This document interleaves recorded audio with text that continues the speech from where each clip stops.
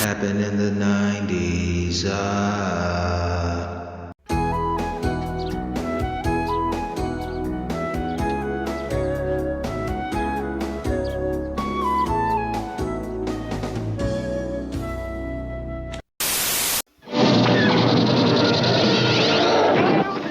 Hello, my children. How would you like to control your favorite Star Wars heroes like Luke Skywalker, Han Solo, and Princess Leia? Beginning next month, you'll be able to experience the adventures of Luke Skywalker and the Rebel Alliance when JVC and Lucasfilm Games introduces Star Wars for your Nintendo Entertainment System. It's new, it's exciting, and it's coming soon to your local toy and game retailers. So, may the Force be with you. Is it with you? Well, hey, boys and girls, this is Steve G and Matt G with Happened in the 90s, a show where we talk about things that happened in the 90s. So get out your Green Day cassettes and your Steve McNair jerseys because we got our buddies from Tennessee, Joey and Steven from B3F Podcast. And we're here to take you to another place, take you to another land. They're not impressed. But hey, thank you guys for having us. Yeah, thanks for being on the show, guys. Thank you for having us. Yeah. And we had a good time on your show. And I'm a little jealous because we were only at like 9 views, man. And the other guests that you had were like 1,100. Son of a bitch! It's hit or miss, man. Yeah, we get lucky sometimes, but you know. What do you guys do to publicize? How do you get it out there other than just having people on your show? Like, what do you guys do to get get views and shit? Joey posts things and I complain about how he posts things. That's it, yeah. That's about how it works. Just take clips from the show, put it on Facebook, Instagram, and Twitter, honestly. Yeah, there are a couple apps that we used that'll take clips from each show and we'll put those on with hashtags and shit. And some of it's just luck. Like we said, it's hit and miss. We'll have some episodes that we think are going to be, nothing. And they get a bunch of hits. And then some of our best episodes end up with, 10 views or downloads or whatever. But as far as quality of shows go, I mean, you guys have been hands down like a couple of our favorite guests that we've had on the show. Oh yeah, for sure. It was fun. Oh, Steve. We didn't want yeah, right. I didn't want to punch myself in the dick after. Are we allowed to cuss, by the way, on the show? Please do. Are you serious? Please. Man, please one episode we were talking about guys having periods out of their dicks, man. Are you kidding me? Well, no, I know you guys cuss some, but you guys have been on our show and you know that my level of profanity can reach unusual heights at times. So I'm making sure. Yeah. Steven, it's a seasoning to vocabulary. I feel people talk shit about profanity, like, oh, people who use profanity, you can find other words. Like, no, it adds more pizzazz. It's like Zatarans, baby. Mark to a sentence. Yeah. I mean, it is part of the English language, guys. Well, there are studies that have shown that usually people that use excessive amounts of profanity are more intelligent than people that don't. That's true. Yes. Yeah, because they know what's going on and they're constantly like, man, what the fuck? Right, they're intelligent. I'm a goddamn genius if that's the case. Yeah. But you could really do a drinking game with B3F every time you say fucking, Steven. Jesus. I mean, how many deaths would be at that cost, Steve? I mean, you're going to drop dead if you do that. And hey, it's worth trying. All right. I don't stand a chance. If I did that, I mean, I'm a teetotaler, so I'd be in the hospital with alcohol poisoning within minutes of that. So, but it's funny you say that because the kind of anomaly of what episodes do well is a couple of episodes ago we recorded 2 in one night, so we were drinking a lot, and about halfway through the second episode, Steven was like, hurry up and get this shit done because I'm fucking done. And he just got up and walked outside and was trying to make so drunk. He's trying to make himself throw up. So I'm officially the first one of us to leave an episode because I was so fucked up. I was done. Yeah, it was the second time he's ever had to spend the night here because he drank too much. Yeah. Well, hey, you got a bed to stay in. That ain't bad. Yeah. Which episode was this? I think it's called Stephen May Need an Intervention. Yeah, that's what we called it. It's 2 or 3 weeks ago. Well, we had one guy on, and the episode ended up going really, really long. So instead of doing a full second episode, we divided it up into 2, but we treated it like 2 episodes. But we started doing this thing we call the suicide bottle. Oh God, let me grab it while you tell them. And that's what we started doing now is after every show, we take a shot for each of us and pour it in this bottle. Like whatever liquor, anything but beer. And so as it fills up, when it gets to the top, then that's what we drink for that episode. So right now this is fucking like ouzo, absinthe. It's 22 different alcohols different in this alcohols bottle. in that And bottle. it is. Yeah. Oh God! Have you actually tasted it at all? Like, do you know what that's gonna taste like? Or No, it tastes like my mom's vagina. It's so bad. I was gonna say good. Now I was like, damn, it's gonna taste good, man. No, you can taste everything that has a distinct flavor, like Fireball and ouzo and things like that. You can taste every one of them separately and together, and it's awful. It's so bad. That sounds like something you'd shoot and then immediately yak back up, because that seems like something that would happen. Ugh. Well, hey, these guys are fucking powerhouses. Steve, are you gonna take a swig off that, Steve? That sounds like the shit they make in jail. Yeah, toilet wine. Yeah. Toilet wine. Yeah. It sounds like that shit, like bars, they just they wring the rag out. Have you ever heard of that drink? You pay like $1 and they'll just wring the rag out into a cup and you can drink that shit. Oh. Yeah. That's some Florida. That's Florida shit. When you're broke and in Florida and want to be an alcoholic, they'll accommodate that. Yeah. It's panhandle shit right there. Oh God. So what is the origin of B3F Podcast? Jesus Christ, like 24 years in the making. Yeah. So we were, we grew up together, like we met in high schoolish, but yeah, we were about 16 we met. Yeah, but since then we've never lived in the same city. We've always kept in contact. And as our other friends that, have slowly been like, yeah, fuck these guys, have fallen away, we've been the consistent, force in each other's lives. And I finally moved here to Knoxville for work. And we were like, hey, maybe our wives will let us hang out if we do like a podcaster. Well, he's been wanting to do a podcast for forever, but it was kind of an excuse just to hang out and bullshit, because we talk out, like how we talk on the show to each other and around each other is legitimately how we talk, right? Like out on the porch, whatever. We're like, oh, this is kind of entertaining for some people. Let's just put this out there. And so it started as an excuse to hang out and really has grown a lot more than we expected it to. Oh God, yeah, it's insane. Yeah, like when we started out, we'd have like 6 people that would listen, and it was all people that we knew and family. And our average audience varies a good bit, but we have some episodes that I don't know who the fuck's listening to it. I don't know why they would. I wouldn't listen to this show. The night that we did the 2 episodes and Steven got wasted, I mean, we had a total of 80 people watching the live stream. Like, it was insane to me. I couldn't name 80 people that I know. Like, I mean, and like Steven said, it varies from episode to episode. But if you take all the avenues that people can consume our show, and it's not a high number, but we average consistently around 135 listens an episode, and that, again, that's not a lot. For us, it's a lot. That's a lot. Again, that's good. I don't know 135 people. And that's how we look at it. I mean, it's been because of our jobs. We haven't necessarily advertised a lot. And so any growth that we've had, as much as I hate the fucking word, has been organic. Like, it's word of mouth, just people sharing or stumbling upon it. So, I mean, we put shit out there, some on our pages, but like personal pages, we don't promote anything. I mean, more than you. I was going to ask that to you guys too, because I'm somebody that I have to worry about that a lot. I've lost jobs because of shit I posted on social media a long time ago. So I'm like aware of that, possibility. But did you guys worry about that when you started it? Like, obviously you're not like publicizing it on your Facebooks or anything, but was that a concern you had? Because that's definitely something I was worried about. It definitely stays in the back of my mind. We had a guy on here who's a local rapper, and I met him through work. He worked for another company. He worked for another company that was did some work in the building that I work in, and we just kind of hit it off in there. He's really, really, really great kid. I mean, but he was on here. He's been on here 3 times actually. Yeah. So when he was on with a couple other guys he does a podcast with, toward the end of the episode, it was like, well, anybody got anything else to say? And he goes, you know what? All I got to say is, if it weren't for, and he said the company that I worked for, if it weren't for blah, blah, I would have never met Joey. And I just looked at him. Yep, you're right. And so did you bleep it or did you keep it in?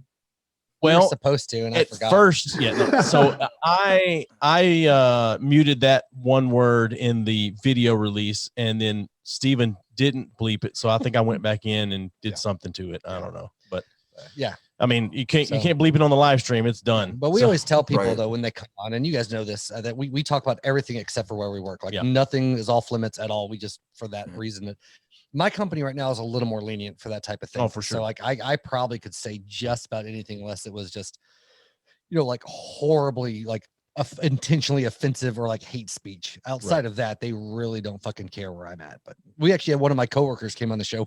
Oh yeah, that's right. Yeah. It's actually a good episode. Yeah, because you and him just shit on me the entire time. Yeah. Yeah. But I also don't tie where I work in with any of my social media outside of LinkedIn. Like it's not the listed same on way. Facebook or Twitter or Instagram or anything like that. And I have I mean, a that's rule just smart. I have a rule that I won't be friends on Facebook, Twitter, Instagram with anyone that I work with. It's a hard and fast rule for me. I keep telling him we should stream on LinkedIn though. That'd be funny as shit. Create the account. Yeah. Joey, I was on LinkedIn or create. and I saw this alarming video where you guys were talking about eating asshole for 20 minutes. And Steven told me, he said, call your HR manager and tell them you're thinking about doing a podcast and you're not going to affiliate it with the company. And what are there any ramifications or anything? And get a sign off, man. I should do that. Well, they're not going to sign off on it, but they would, they're going to do the standard by legal signing off, and whatever. by signing off though, if you send an email, like email and be like, hey, I'm like this, and you got an email back that says as long as it doesn't do X, Y, and Z, and you kept that fucking document, that covers your ass all day. The problem is what is X, Y, and Z going to be? That's the thing. That's true.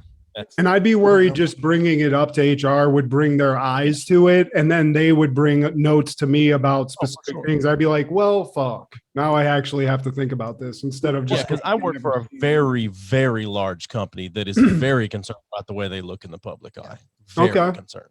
Well, Man, note to everybody out there, just be smart about it. Because I myself was not smart about it about 10 years ago when YouTube was just first coming out, and cost me a good job. So you don't want to do that. Yeah, well, and doing I a feel duo like, shoot too, like you also has to worry what would come out of my mouth. Yes. Because I'm not going to say Right. HR. Fuck us. Right. we're getting to a point where this is another chapter that's going to be added to an orientation.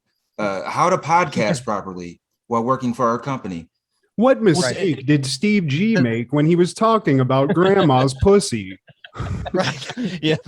Yeah. Well, it's going to have to start because you're right. Because podcasts are more and more accessible, and like more and more 30-something-year-old, 40-year-old dudes are, making them, and most of us have jobs by then. So I'm like, there's always a blurb, at least with mine, about social media and being careful what you post. But yeah, I don't know where podcasts would. Yeah, there's a couple of people that I work with that know I do a podcast, and they keep it quiet for me, like because when they watch or listen, they enjoy it. But I know we were in a company-wide meeting for our quote department, and so our people are spread all over the country in the department I'm in, and they do this thing every quarter where it's like they bring a couple of people on and you tell us a little bit about yourself and the thing. And one woman had just started doing a podcast, and she's 45 or 50, something like that. And she was telling everybody about her podcast or whatever. And I was going, you've lost your mind. There's no way in hell I'm telling everybody in the company that I work for. Yeah, but it was probably a true crime podcast, so nobody. No, it's not. But I can't imagine. I don't know. Who knows what she's gonna do? I need to try to find her podcast. Like when we started this, Joey initially wanted to name it "The Problem with Minorities," and I was like, "No, you can't do that." Come on, Joey, be cool, man. Hey, it's something we can all relate to, right? These goddamn people, the podcast starring Joey. We've joked a lot though that like if you listen to all of our episodes together with some of our guests, like we've had a lot of weirdly really good, intricate, like complex conversations. But there's so many things. If you just took a clip or a blurb out with no context, we would sound like the worst people that walk this earth. Yeah, and that's funny. Well, I think that's true for anything now. It's like if you have any sense of humor, like you guys do, obviously together, me and Steve do. If you cut anything we say privately out and just show somebody that, they're gonna be like, "These guys are monsters." Yeah, somebody called the fucking cops. Yeah, well, we had our episode yesterday. We were talking to, and it was a couple guys from. We do one. We started doing. We're gonna do it quarterly, really. We call it 3 the Hard Way, and it's 3 continents. It's a dude from Australia, 2 guys from the UK, and us.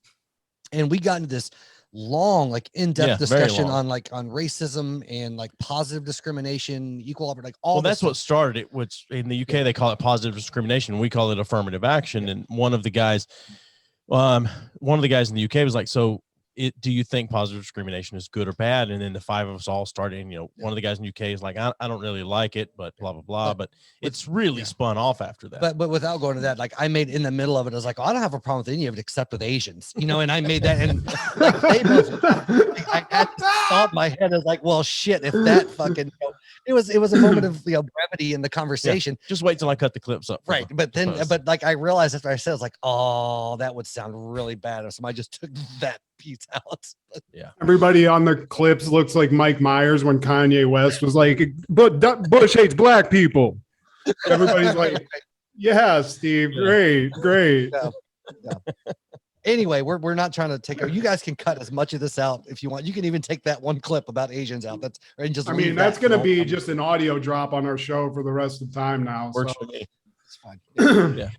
Anyway, sorry. Oh, I started out cutting little clips out and creating audio drops, and have slowly just gotten away from using it. I have a lot of shit that Steven said. It's just a button push. Oh man, I can't. Well, I'm trying to get an audio board so I can do that shit. So you got to give me a great app. There's a great app that's free. I'll look it up and send you an email for it. It's like, if you want to use it, I can't remember. It's $15 and it's unlimited drops, but just the free version is pretty good. You got, I don't know, 20 or 30 you can put in there. So all right, we're not trying to steamroll B3F after dark. We're letting people see how the sausage is made, guys. It's okay. I like to say how the fudge is packed. But, whatever. Man, what exactly does B3F mean? Okay. Best fucking friends forever. Yeah. Aww. So that was Steven's No idea. way. And it was for like 2 episodes. We were called the BFF Podcast. It was too much. It's too much. It doesn't roll off the tongue like B3F. Agreed. So it's like an algebra problem. B 3 times F. Yep. B3F. Yep. Nice. So that's all it came from, because we always joke that we're the only 2 people that can stand each other whatsoever. Oh, yeah, so like we're stuck with each other, and we're not just best friends, we're best fucking friends. So well, we've been doing this for over 2 years now, and every time when I tell my wife, well, Steven will be here about blah blah blah time, she's like, oh, I forgot it's podcast night. Oh shit. I'm loud as she's shit. I get going. Very loud. Yeah. But your wife has seen the growth, no pun intended. She's seen what I like. She's supportive in the sense that we do the podcast here. She downloads the episodes because so we get that count for us, but she doesn't listen. Yeah, she's supportive in the fact that she allows you to do it. No, she allows us to do it here. Yeah, she allows us to do it here at the house. But she listened to the episode that my daughter was on, and there was a couple things she was not happy about. Yeah. So, yeah. Well, dude, when we were on your show, we were talking about retards. Oh yeah, I forgot about that. Yeah, we did that because I think Matthew was a little uncomfortable with that. Planet Yeah, I Fast get and I Loose get a lot of notes from my wife, who's like behind a door back there. She's like, "Yeah, I heard you say retard and this and that." It's like, yeah, it is what it is. Okay, we're living in You the just past. shrug your shoulders and be like, "Well, it happened in the 90s." Exactly. It did. Have no fear. Handyman is here. This first 15 minutes, guys. This is all. How can they built up. cancel us, Matt? We never have sponsors and never Yeah. will. Yeah, you're right. I guess retard.com is not going to be calling anytime soon, so we're good. Hey, if that's not taken, you should buy that. It is, and it's a porn site, Joey. That's what's alarming about it. Well, Like, it's what alarming. Depending on what you're moments- into. What moments and people define the 90s for you guys? Jim Carrey. Mm. I was gonna say Hulk Hogan because he bled into the 90s. He went NWO toward the late 90s. Oh, yeah. but really not so much. But Jim Carrey, and I had another one right before we started recording because I didn't see the questions you guys sent until right before, and I jotted some answers down to your questions. But Jim Carrey, and I would also say Dr. Dre. I think. Okay. Because that's of a all good of the different other artists he had a hand in. Okay. Because So, this is the tail end of NWA, leading into the Snoop era, leading into the Tupac era, in the beginning stages of the Eminem era. So it's a good one, man. And about Hogan, it's the biggest heel turn ever. Like, you're never going to find a bigger heel because he was the ultimate baby face in his 80s days. and he was the face of the franchise. You know, everybody wanted to be Hogan. He was the Michael Jordan of wrestling. And then, like, when it happened, when he dropped that leg on Macho Man, oh my God, there's nothing bigger. And that happened in the 90s. Do you think WCW would have popped off like it did if they never did that NWO Hulk Hogan heel turn thing? No way, man. Probably because they elevated to them. That's like if AEW did some shit now and popped off and actually was able to compete at all. It's a little bit different because WWE is so much bigger now. But the NWO move, that is what turned the tide for WCW. And Eric Bischoff, he has a podcast called 83 Weeks. And like ever since that heel turn, they basically owned WWF because Vince hadn't figured it out yet at this point. He's still doing these like little kiddie, goofy ass, like the wrestling mailman, the wrestling dentist and shit like that. He's stuck in the 80s days, whereas like NWO, it was more 90s and it was more modern. And they kind of like blurred the line of realism. When I was young in the 80s, and I know we're talking about the 90s, but I went to Huntsville, Alabama with a friend and his dad to see a WWF event, and the main event was Hulk Hogan and the Big Boss Man was the main event in Huntsville, Alabama at that time. Yeah. And I wasn't trying to like be on the phone. I was Googling something because my reference of time is so shitty in my memory. I was making sure what I'm thinking about happened in the 90s and not in another era. Like, because my memory is just fucking trash for any time frames. But anyway, continue. I didn't mean to interrupt. You guys were talking about wrestling. Yeah, I was into wrestling in the 80s and then not into it at all in the 90s, and then early 2000s got back into it when I got married. See, the most I got into it is we had WCW versus NWO and Nintendo 64, and we played the fuck out of that game. That was the bulk of my that may wrestling. Be the best wrestling game of all time. So yeah, it's fantastic. I used to remember I was working at this electronics store in Columbia, Tennessee, and some dude got like the stereotypical like big Southern wrestling fan that you'd think of, you know, had the whatever, and big dude, and got super pissed about something and went out, like got mad and was like, I'm gonna come back here and blah blah blah. And like fucking, I still remember walked outside, turned back around up to the big display window and started fucking giving us that shit like he was gonna, like as a serious threat. And I was like, this is the greatest thing I've ever seen. Yeah. 2 words for you. Suck it!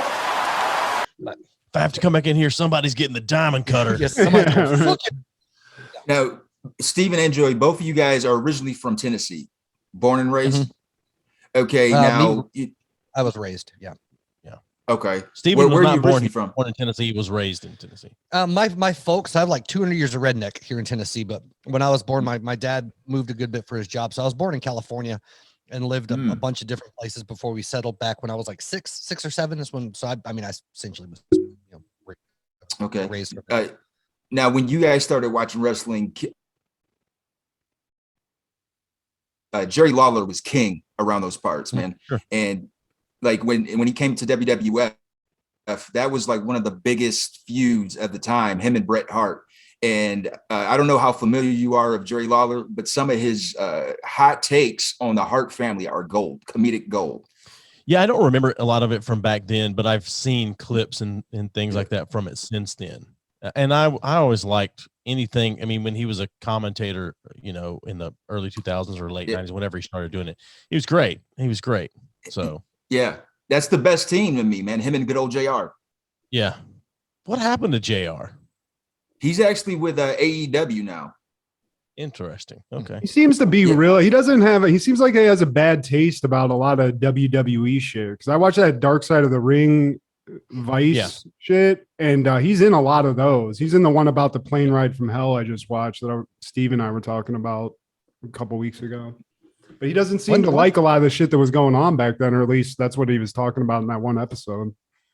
Yeah. One thing I learned about all that era, and even now, that I was not aware of, and this is specifically 90s, but like Vince McMahon owns their names, so anything they do outside of that, he gets a piece of, like, given legal name, like on his paper, Vince McMahon owns. So anything that he's in, and his name is John Cena, Vince McMahon gets a cut back of that, which is fucking brilliant to me. Oh, it is. That he owns, like, all this shit. Like, it's so weird, but get you rich and you look like John Cena, then who fucking cares? But Greatest promoter ever, better than Don King, Barnum and Bailey. I mean, I missed the pay-per-views when he would like do the introductions, like his enthusiasm. In Royal Rumble, you know that Vince voice. He's just got fat out, and he just hits it so much, man. You're fired.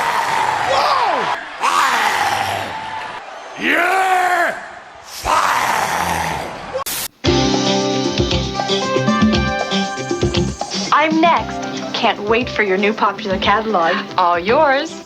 Great looks. Brand names. Low prices. There's so much here I need. Maybe $200 worth. You can pay for it all with just a few dollars a week. I can handle that. Popular Club Plan. For more information, call 1-800-643-3000. We're going to be talking about all things October 14th. Now, we're doing something different where we're having B3F join in our festivities. And in 1990, on October 14th, Married with Children is airing the episode The Unnatural. Al is replaced by a more professional softball player during the championship games. When the new player is injured, Al takes over. Let's rock. I didn't remember this episode, Steve. You said you specifically remembered this one when we were picking episodes to watch, but I gotta say, this is a beast of an episode, and weirdly has this like buff Swedish guy that's in a lot of shit in the 90s that I didn't remember. Yeah. He looks like a ultra Ugg from Salute Your Shorts. Yeah, if I just got real into cocaine. I thought he looked like an American Gladiator. I thought he looked like an American Gladiator that didn't make the cut to be on American Gladiators. Yeah, and there was one that looked like that. Was it Turbo? There's one that looks at. Is that Turbo? Yeah. Now that you're saying that, he looked like a Power Team fluffer. That's what he looked like. I don't know if you know what the Power Team is, but yeah, he looked like a Power Team fluffer. Not big enough to be in the Power Team, but big enough to hang out with him and jerk him a little bit. And they all had like stereotypical Sega Genesis names, like Turbo and Magnum and shit. I don't know. Magnum, Laser. Yeah, like Gravity. I don't know.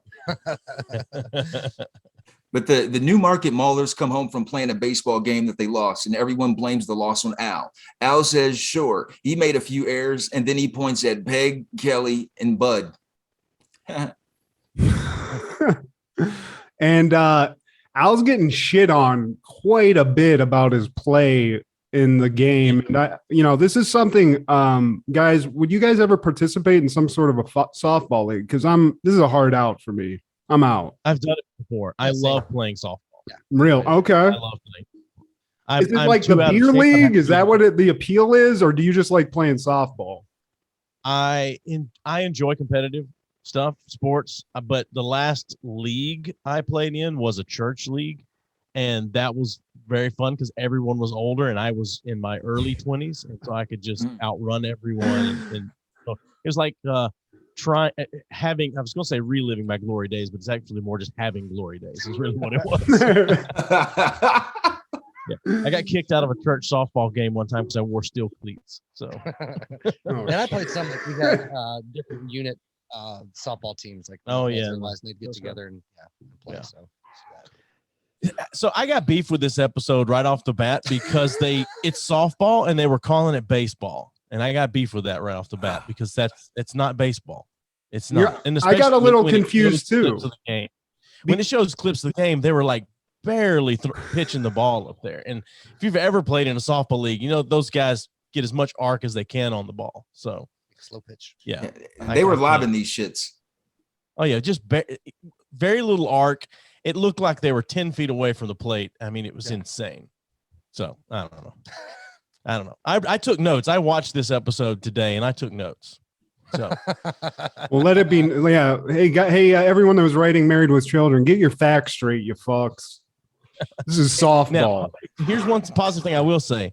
Katie Seagal and Christina Applegate, they could both get it. So, yeah. Fine with Katie Seagal back there. Yeah. Weirdly hot for, yeah. All right. Anybody want to guess? Because if you look on there, Al Bundy, if you watch Married with Children, Al Bundy looks old as fuck. He's 4 years older than I was when that episode was recorded. Yeah. Insane to me. And Yeah. Katie Also, Seagal if you look at wrestlers' ages, like in the 90s, the people that we like, anybody, they look like they're hot dogs that are 50 years old and weathered. They're like 30 years old. They're our age now. So it's like, oh, okay. Well, I'm not killing it at all. I'm the opposite. Ed O'Neill was 44 years old when that episode came out. Katie Seagal was 36. Nice. It's insane. Why do they look so much older in those ages than we do now? Is it just is it the hair? Why do they look so much older than life we? fucking sucked more. I think that's what it was. You weren't as pampered. Well, I don't think that, but I mean, if you think about their age, but then the area that they grew up in, like they would have been their younger, formative years, which would have been probably 50s, something like that. 50s, early 60s and shit. I mean, I don't know. People didn't really take care of themselves that well. There's a lot of drugs and fuck else, formative years, and I think that plays a big toll on it. And I just think, I don't know. I feel like struggles in your life and drug use and shit, ages you a lot faster. Yeah. I mean, I look old, whatever. But I don't know. It's odd though, but I think they also cast people. Like you can see people now that are your age. You're like, holy fuck, they look old as shit. So depending on what they're casting and then the type of look that they're going for and then makeup and all that other shit, they can, a little bit more of that. That's my opinion anyway. Cause like, I feel like I look like shit until I see the average 40-year-old Southern man. I'm like, I'm fucking rocking life. Right. Okay. But then I'm Brad Pitt over here. But then compared, like when I was out in Hawaii to the average, when I was there, I was 36. But compared to the average 36-year-old there, I look just like I might as well be fucking 90 years old and like just kill myself. Like I was just terrible. So, it's relative to probably casting and because they could have picked any number of people that look way younger, but they probably cast him for that specific. You look like a grumpy old fuck that'd been married for 20 years. And plus, they're coming off the 80s. So a 30-year-old person in the 90s coming off that, I'm sure they were blasting some rails in the 80s, and that took its toll. I'll say so much okay. So much okay. You know who was going to be the initial Peg and Al? Roseanne and Sam Kinison. Holy fuck. That's Thank more God he realistic. died. Jesus Christ. Ed O'Neill was so much better than Sam Kinison would have been. Yeah, but he would show up in a cameo. This is another iconic episode where Sam Kinison plays what's the Cary Grant Christmas classic where he's talking to I wish I was never born. What's that shit? Or is it Cary Grant or Jimmy I don't know. Stewart? I hate Christmas movies. I don't know. Miracle on 34. No, I know what you're talking about. No, not that one. Jimmy Stewart. Is it Jimmy Stewart? I know what you're talking about, but I'm too high to remember the name. It's a Wonderful Life. It's a Wonderful Life. And Sam Kinison plays his guardian angel. Oh yeah. Jesus Christ. You remember that one? Yeah. I feel like him as Al Bundy though. That would have been killer, dude. Peg. Ow! Ow! Ow! Ow! Ow! But in all fairness to Ed O'Neill, he looks almost the same now as he did, just grayer hair. But like, oh yeah. So I mean, he looked like he's fucking 50 when he was our age, but he still looks just slightly older now in comparison to when he did. Like, there's not a lot of difference there. How must it feel to be Ed O'Neill to have been in two shows that went an insane number of seasons for a TV show? It was probably Married with Children had to have been the number one show at one point at some time or another.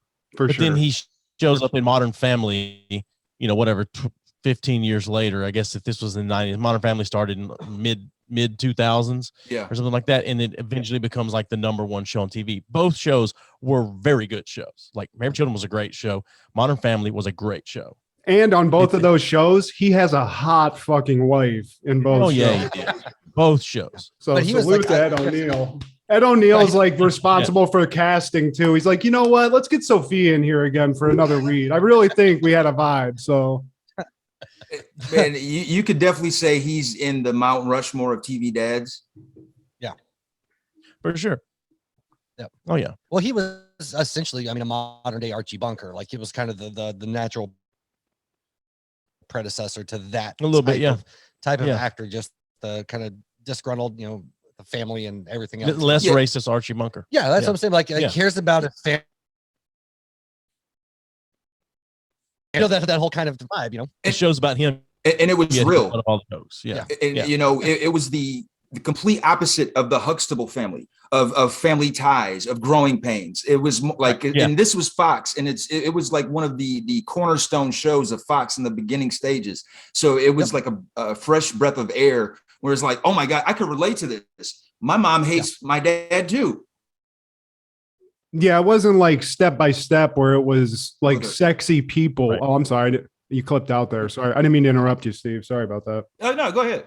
No, I was just going to say it wasn't like sexy families. You know, it wasn't like step by step where it's like two people. Where it's like, these people aren't fucking like real people. This isn't a real family. These people hated each other. The dude didn't want to fuck his wife half the time. You know, it was like very, unfortunately, realistic. Why not? Why not? But exactly. I know that's even as a kid, I was like, damn, Peg can get it.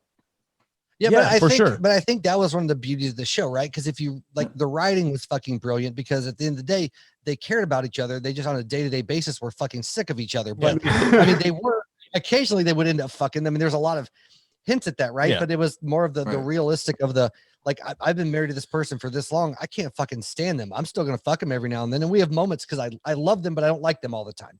You know, that was kind of the brilliance of the show is. And plus, like Joe was saying, he's kind of like the butt of a lot of the jokes, but at the same time, it's like he's really like he works a job that he fucking hates just to come home and make enough money, and then has to deal with all the other bullshit. Like, so it was very relatable, I think, to a lot of people on that note. It's like, I don't hate my family, but god damn it, I want to be left alone when I come home. You know what I mean? It was kind of vibe for the show. Just let me go downstairs and podcast. Exactly. That's the updated version. And all of that was relatable, man. A lot of people give credit to Roseanne for kind of breaking that mold, but Married with Children came before Roseanne. It did, but I think she broke the mold where I think the show Roseanne was a little more realistic for the typical American family, but because she's a woman, then she broke another kind of mold. Right. That's what I say. It's because of a woman. Yeah. That's the housewife. She shifted the focus. The struggles of a dad going and being a breadwinner to the wife going and being an equal contributor but still doing all the shit when she came home and dealing with all the other issues. I mean, so it's the same thing, just reversed. And I think Roseanne, even though it was a comedy, focused less on the comedy and more on the other shit. I think that's what differentiates the two shows. Interesting. I think through maybe like near the end, especially. I think at the beginning, it probably started off very Married with Children, but then they realized, oh, we can talk about like divorce or a kid, whatever. I wasn't a huge Roseanne fan, but John Goodman though, he can get it. Oh, he still can. John, that ass, John Goodman. Have you seen him in the commercial where he's the guy's thumb? I just imagine jerking off with that hand, John Goodman. Oh God! we keep really in the Married with Children talk. That's fine. God damn, I'm sorry. Hey, that's what happens on this show. But Al blames the loss on the stupid umpire. And who's the umpire, Matt? Oh, it's Marcy, the only unhot woman in this show. So shout out to Marcy, looking like a substitute teacher. And Al claims that he's not getting. She's the only hot person. Not unhot. Sorry, I bad wording on that. No, you're fine. Okay. Maybe she is hot, but compared to Peg, like if you had a choice side by side, I mean, there's no contest. Marcy's the one like, oh, okay, I'm gonna go home. You guys have fun. I bet Marcy let you put it in her butt. Yeah. Oh, she's doing some freak shit. Oh, definitely now. That's the only thing working still. The access. Man. Yeah, she's a scissor sister now. Yeah. Nice. Oh, you didn't know that? No. I consider myself a scissor brother. So Yeah, I'm a lesbian too. Into this going on. Yeah. Solidarity, ladies.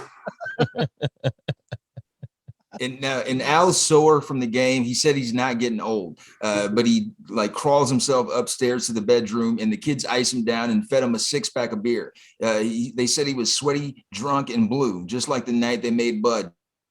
And the baseball team arrives, and they have high hopes to win the championship game. And they want to kick Al off the team. They want to replace him with a guy named Sven Hunkstrom.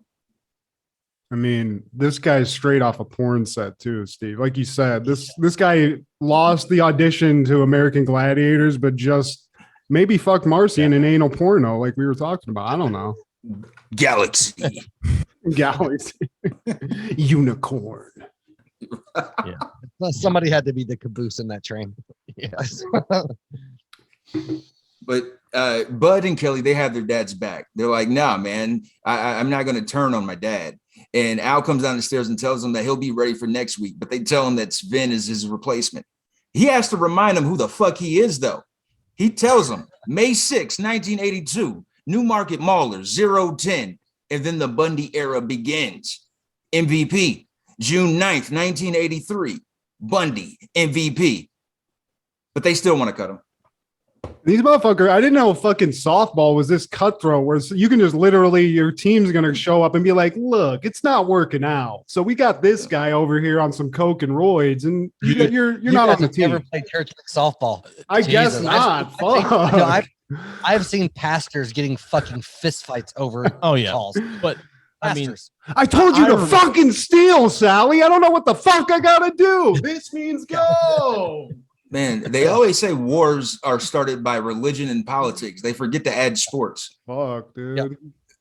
When a minister is throwing like haymakers, you know his shit is serious. And I gotta say something else that I didn't respect about this episode is that how much Marcy is just throwing complete. I know there's a bad relationship with her and Al, but I mean, if some of the shit she was saying with Peg at the beginning, I'd be like, bitch, get the fuck out of my house, please. I had a problem with Marcy when she walked in wearing the umpire's chest plate. Like, what? Why did you still have that on? That's some network executive going, but how are they going to know she was the umpire? She needs to wear the chest plate. But when she left the house, she didn't take the shit with her. She left it there, and that bothered me. Like, you drove in your car with that shit on? I get it. You're a small woman, but still. Yeah, and she couldn't call a pitch for shit when it showed the game footage. She could man, those were low and inside all day long. Oh God. Now they're in the championship game, and Sven gets knocked out by Marcy somehow. I don't know. He's a strong man, but he got knocked out by 5'5" Greg the Hammer Valentine, and all of a sudden Al is needed. But Al has Peg and the kids sing his song and let them know who's king around these parts. And then he calls this fucking shot like Babe fucking Ruth. I mean, even in softball, I don't think I'd have the balls to do this. I mean, I've done that before. Called the shot? I actually took donations. I was playing in a 36-hour softball game to raise money. And 36 hours. Yeah, 36 hours nonstop. Yes. I've done it 3 times to raise money. And toward the end of the game, people are there watching you. It's getting close to the end of the game. And you start taking, like, if I can hit it out, if I can hit it over the fence, wherever, who's going to donate money or whatever. And then you just get all the donations in and everybody gets committed to it and then do it. And that's happened to me twice. Did you successfily call your shot? Yeah. Oh shit, Steve. One time I just said, "Can I hit it out?" One time I said, "Can I hit if I can hit it out over left field?" Yeah. Wow. I don't know how I any fucking grapefruits to Joey. Then he's gonna fucking Ken Griffey them shit. I couldn't do it anymore. You know that's taking a gamble because if you don't get that shot, man, you just like I was just playing. Also, that's a very humiliating thing I've seen people do in softball games is to just strike out in a softball game. And I'm not a coordinated guy. I probably would in some cases, but I've seen people just go, they strike out 3 times in a softball game. And that's got to hurt. That's got to feel pretty bad. Now, Al, he lets the first 2 strikes go without even swinging because, dramatic effect. Then he does his Babe Ruth, call his shot from the plate. Then he knocks that motherfucker out the park. But before he crosses the plate and he says, today, he considers this team, the Newmarket Maulers, the luckiest team in the world. And that's when he was finished with baseball. He calls his retirement. MVP. Fucking Al goddamn Bundy doing it. That's the time to go out, though. You go out on top. Fuck going to the bottom. So, you know what? Fuck you guys. I'm done. And then you're legend forever. You go home, Four fuck your touchdowns. hot ass wife, and just call it a day. I mean, that's probably one of his best days. What was his other claim to fame, Steve? I forget. He was the Four four-time? touchdowns 4 touchdowns. There we go. in a single game, man. Motherfucker's a living legend. So salute to Al Bundy, one of the greatest non-professional athletes of all time, really. Yeah. Okay, And nothing fast on forward to the following year in 1991 in Kankakee, and they're watching another game, and a guy hits it out far into the park, and it's caught by somebody. Who is it, Matt? It's Al Bundy. No, it can't be Al Bundy, but who is this guy? Oh God, they got That's the guy this from fucking 90210. guy on here. Oh yeah. Yeah. See, they fucked up right at the end. But I mean, Ian Ziering, at least he has a shirt on. At least we're not being exposed to the full fucking. Excuse me, Matt. It's Ian Ziering.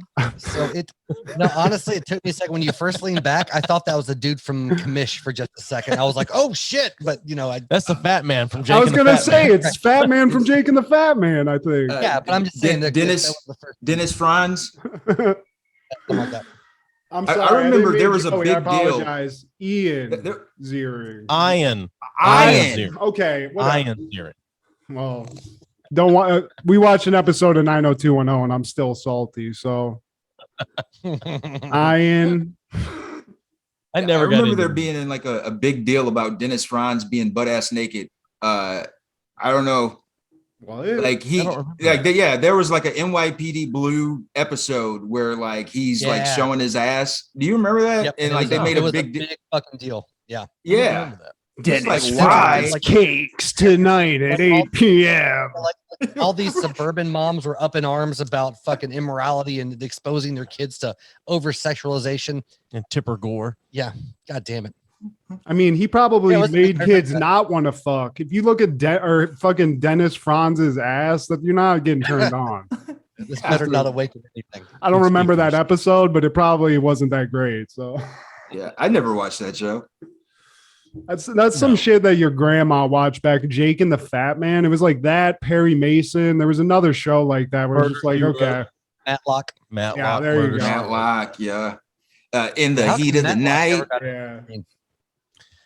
You know, he was too wholesome. That's true. He was Andy very Griffith was wholesome. way too wholesome. That's true.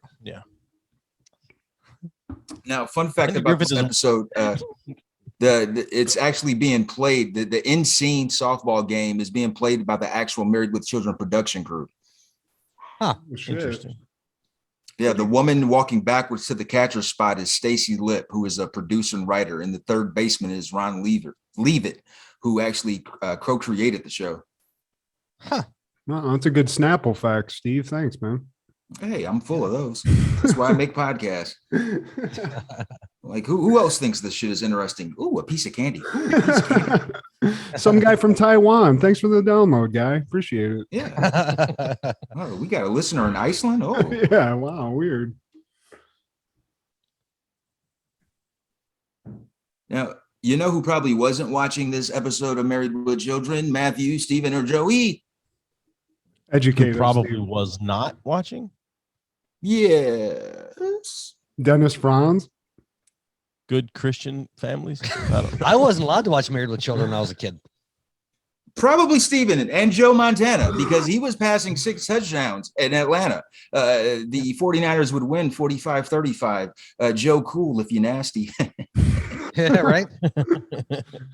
Was that? He's was my that goat. that was Steve Young. Was If that he was on the Over? 49ers, They- Steve Young they took over for coexist- him. They took yes. over. Yeah. Okay. Yeah, because then Montana went to the Chiefs. Because I remember the big argument on which was the better 49ers quarterback.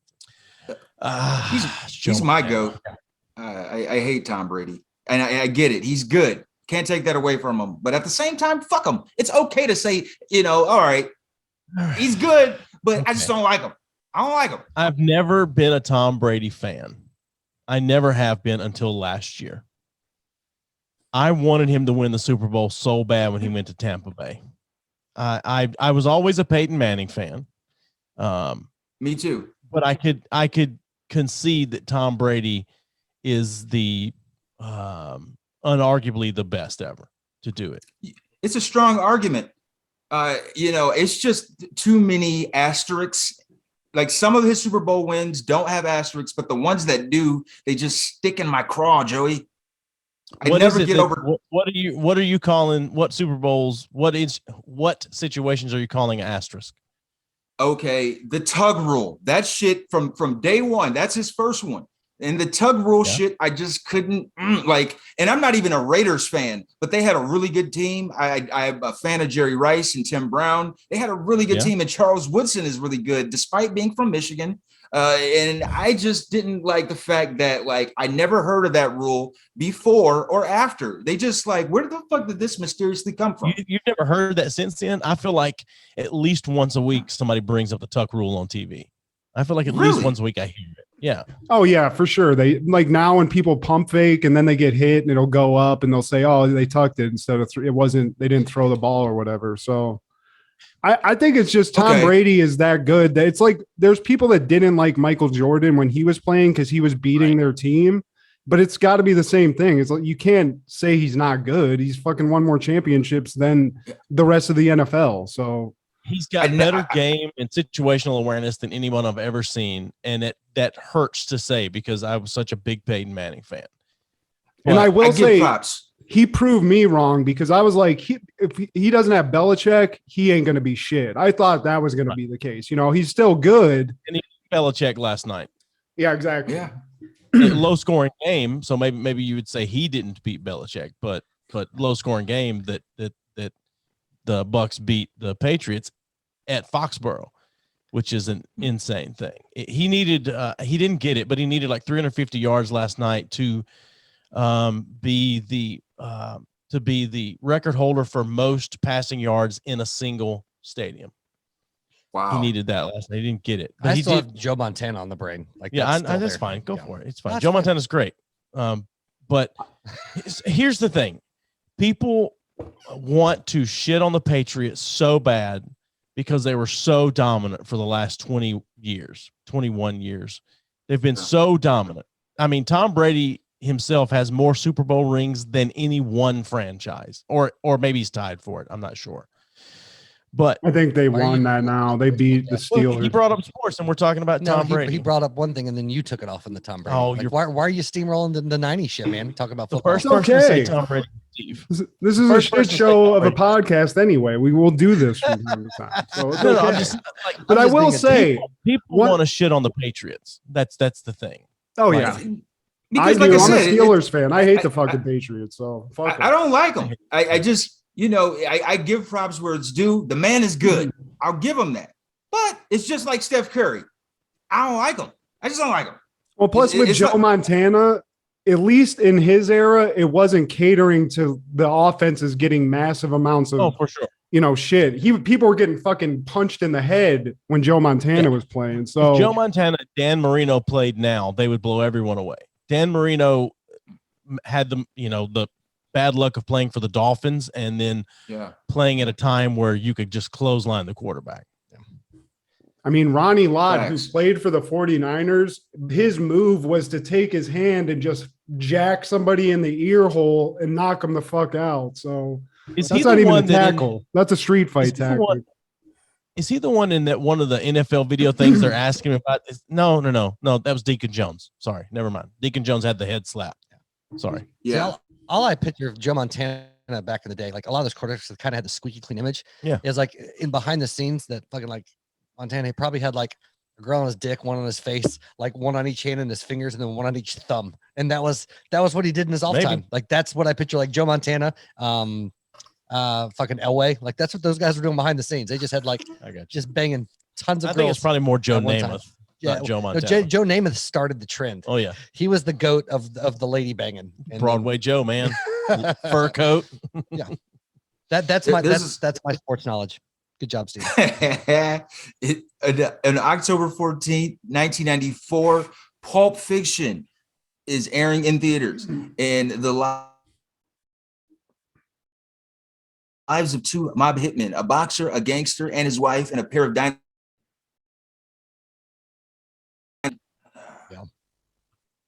fucking groundbreaking. Yes. That was okay. It was okay. I'm just kidding. I'm just kidding. It's my favorite Tarantino movie. I'm just kidding. Yeah. Yeah. No, it was. I mean, you could say this is in the top 10, top 5 of 90s movies. Yeah, for sure. Easy. Yeah, Easy. absolutely. So this is your guys' favorite behind Home Alone. Tarantino movie of all time? It's my favorite Tarantino movie of all time. No, not mine. But I think it's brilliant. I think it's a great movie.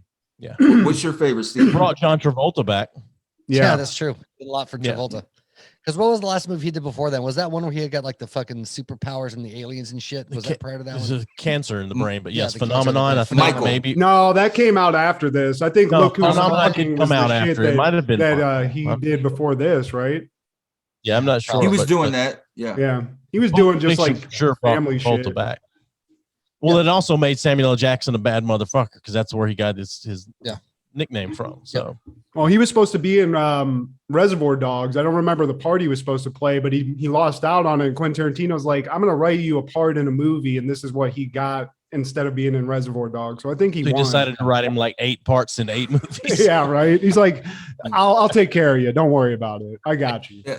This is the movie that broke Samuel L. Jackson because, I mean, he was already in Coming to America. He would have a cameo in School Days and different Spike Lee productions. But this is the one where he got nominated for Best Supporting Actor. I mean, it brought him to the forefront. Yeah. Yeah. The only thing I remember him from before this was what's that movie with Christian Slater that he wrote?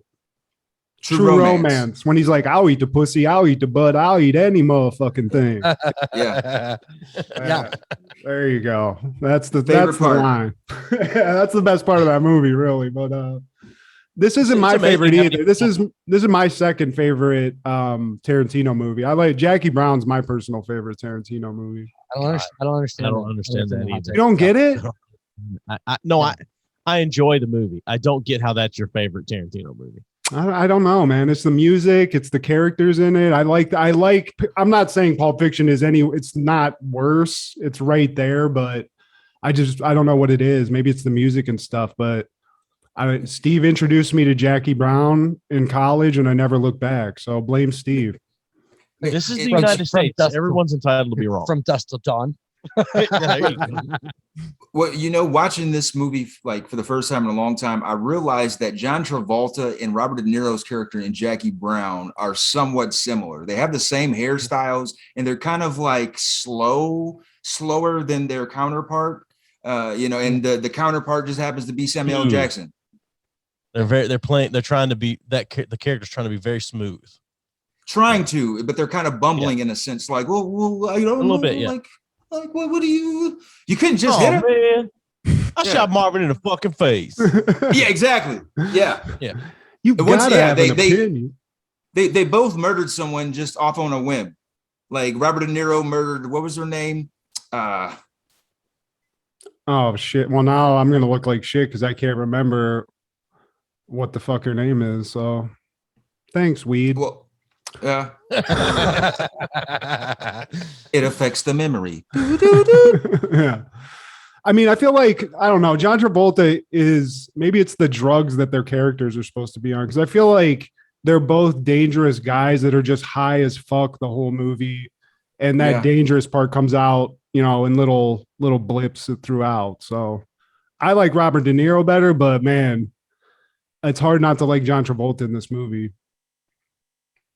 And sure. She kept picking on me, man. She kept saying things. She kept saying stuff, man. She kept saying my name. What happened to you, man? Your ass used to be beautiful.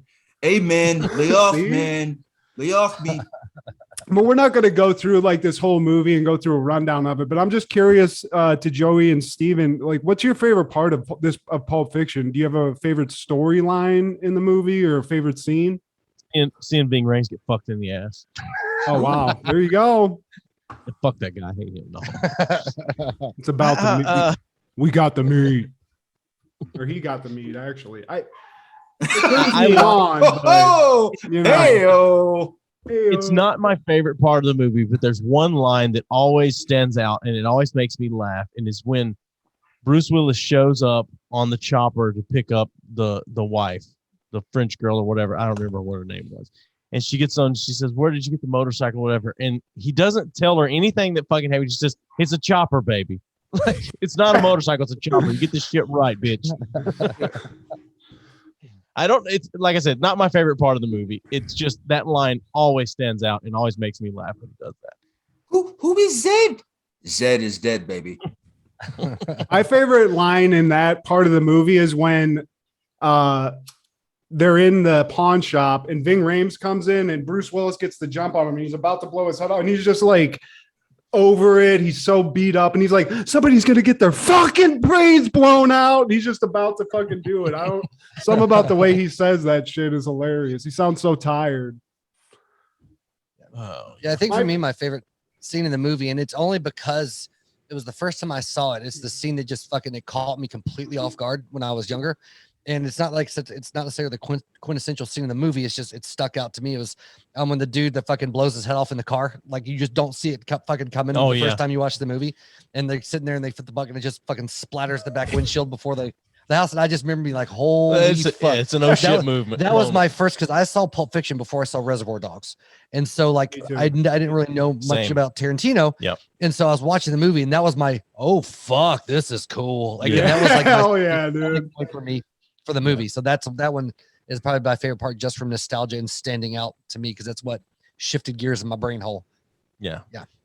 Well, plus it caught you off. So you're caught off guard if you hadn't watched the movie. It's like, holy fuck, even though at that point in time, I'd barely watched any rated R movies because of growing up very conservative Christian. I wasn't allowed to watch a lot of that shit. So it was one of the first big things that there's no way in fuck I would have ever been allowed to watch. So it was, outside of the language, I was already like, whoa, this is like really raw, whatever. And then that shit happened. I was like, fucking best thing ever. I'm sold.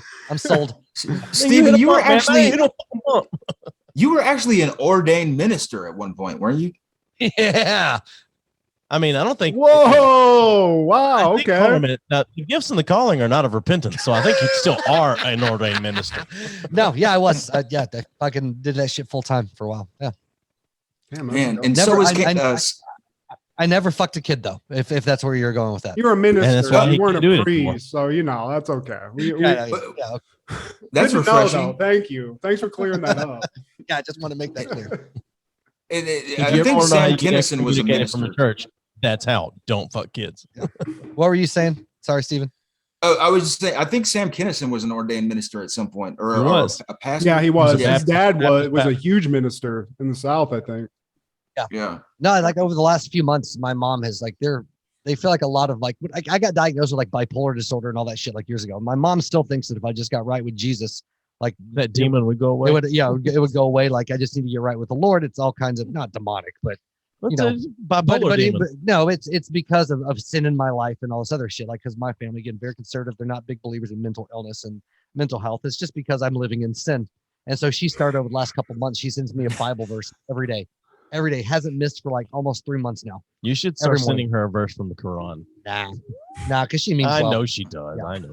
Like somebody Joey's like, hey, Steve, just fuck with your mom a little bit, No, I love Steven's parents. Like I really do. They've never been anything but nice to me. It's just funny to kind of fuck with people. Yeah.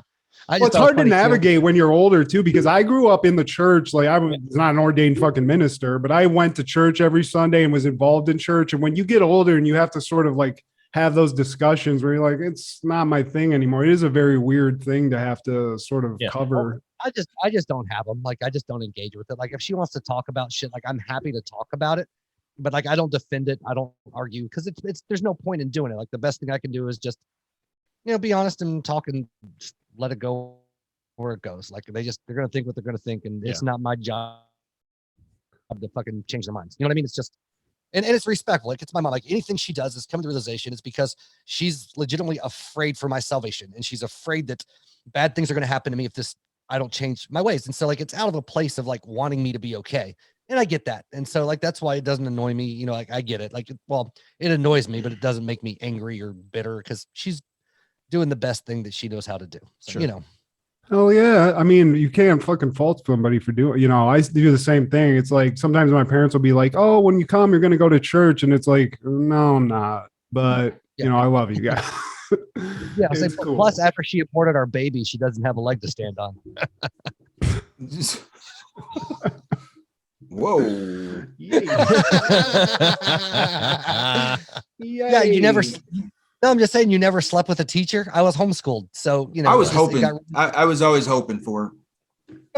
I don't know. Our teachers in Perrysburg, I don't know, Steve. I mean, you could pick your poison there. I don't remember any of them being especially like jerk worthy at all, but I mean, you know, dude, again, you didn't have my mom as a teacher, so hey, Miss Steve, what's up, dude? That's what I call her. I shit you not, man. We had a government teacher. She was a lesbian, and she had a phys ed teacher, a haircut, and her name was, I shit you not, her name was Miss Durr, spelled Derr. And we didn't jump on that opportunity. That completely went over our heads for 4 years. And I look back at that like, damn. And she was she was a horrible human being. This has nothing to do with the he, him, them, they, them, their, those, no, none of those people. Like, she was a horrible human being. And it's like, damn, yes. Miss Durr. We didn't trample on that opportunity. Miss Durr, spearhead of the trans movement back in the day. I still don't understand. I still can't pinpoint the time when lesbians started getting hot. I guess when it started getting popular, but still, it was like, there's because I don't remember when Britney Spears kissed Madonna. Wild, right?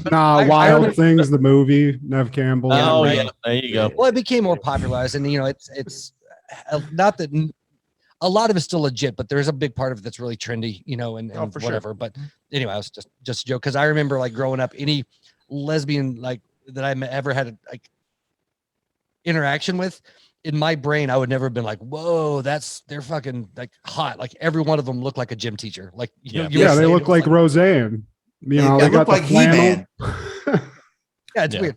And that's to say, I just mean like aesthetically, that's all I remember when I was younger. But anyway, so Pulp Fiction. That happened in that did happen in the 90s though, Steven. So don't worry about it. Lesbians got hot in the 90s. It did. And I don't like you, Miss Durr. I know you're watching. And the thing about Pulp Fiction, though, Uma Thurman actually wasn't trying to be in the movie. It took some coercing from Quentin Tarantino because he pled her and he actually read the script over the phone to convince her to do it. And, it's a good thing for her because I didn't know who Uma Thurman was before this movie. And it broke like other people. Bruce Willis was pretty much known for, Moonlighting and Die Hard. And, this was another thing to add to the mantle. Tim Roth, this was hitting on all cylinders. This was a Super Bowl performing team, man. John Travolta, Samuel Jackson, all of these guys, Ving Rhames and Peter Green, the guy who plays Zed. He had a nice little run in the 90s. He was the villain in The Mask. Yeah. Oh yeah. What do you guys think that the overall the overarching story overarching what the fuck ever, but the main story, like the purpose, the point, what the movie was trying to convey? Do you think there was one, or do you think each story had its own and then it came together at the end? Man, I think I've watched this thing numerous times, man, and I still don't know. I don't know what the metaphor of the briefcase is. It's up in the air, man, and maybe that's how he wants it. Yeah, I'm kind of the same. I feel like it's all separate stories because I've seen that shit about the briefcase and stuff, but I always think a lot of that thing is more the people that watch it and sort of study the movie. They put it on it after the fact. I don't think Quentin Tarantino maybe he did. Maybe he's a fucking genius, but I do think it's separate stories. What do you guys think? I think separate stories. I just don't know if you feel like that there was a theme that ran through each one that kind of came together to a head at the end of the film. What is your favorite Tarantino movie? Oh, me? I don't know. I really I love Kill Bill and I love Django. Those are two of my absolute favorites of his. I love Pulp Fiction. I think I like Kill Bill better, and I can't justify why. I just from a purely enjoyment aesthetic perspective, and I think Django is a fucking masterpiece of a movie. Yeah. I really do. Christoph Waltz. I mean, Jesus Christ. But oh my God, he's insane. Yeah, there's something about Tarantino where he can get all these people. Like Steven mentioned, all the people that were in Pulp Fiction, where he gets the best performance out of the actor that you can get. Like all the ones in Pulp Fiction, it's like these are all Hall of Fame performances. Like if you think of Samuel L. Jackson, I think of him in the apartment saying that shit from the Bible, screaming motherfucker and eating a cheeseburger. He's in a lot of other shit, but this is really what stuck with me and what I think it stuck with everybody, honestly. The Pulp Fiction has so many quotable, like one-line things in it. That's insane. I mean, but I think that the overall point of and this is just my stupid opinion of Pulp Fiction is redemption. I think that's the point. I commonality was going to say of that all a the minute ago. I stories. think that's what it is. I think that And the some of them theme are is fucked up redemption. ways, but the theme of the whole movie is Yeah, redemption. for sure. That's my opinion. Completely agree. That's a nice take. Yeah. Can I ask where the redemption comes in though? Like, where do you see that theme? Because Vincent, he gets blown away. I guess in that sense, that's Bruce Willis's getting his redemption, I guess.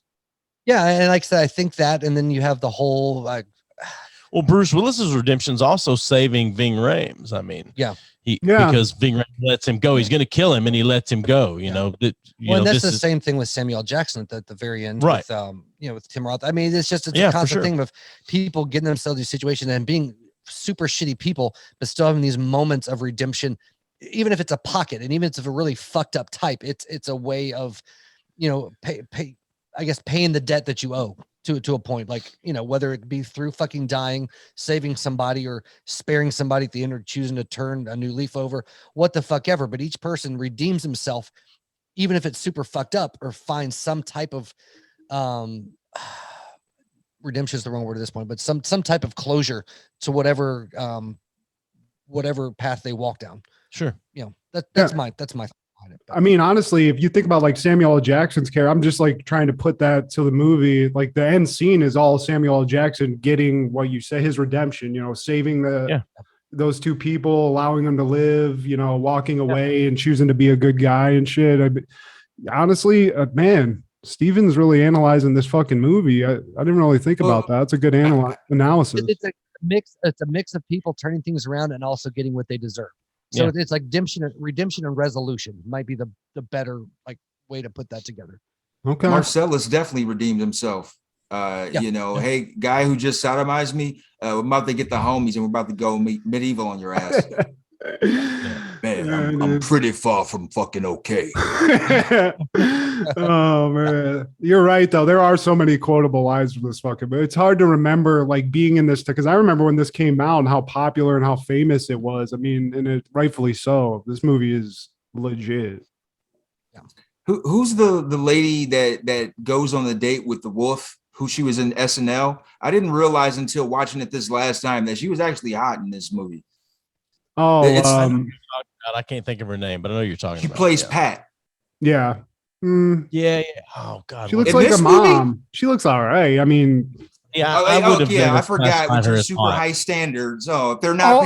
So what do you like? Somebody that goes bowling every Wednesday, Steve? Sorry, you like fucking 40-year-old moms. Hey, my bad. She had ass and hips underneath that fucking flannel. I'm just saying. So did the wolf is fucking with it. She must have some good pussy or something. I mean, she went away in that Acura, so. Hey, he gets things done. Hey, you want to learn some shit? Go date a 40-year-old woman. Jesus Christ. I'm good. I'm saying. I'm already married. If that happens, then something's done horribly wrong. So she might know a couple things, a few things here and there. Yeah. It's a you. Yeah. Hey, sorry, I didn't know I had touched such a nerve here. My bad.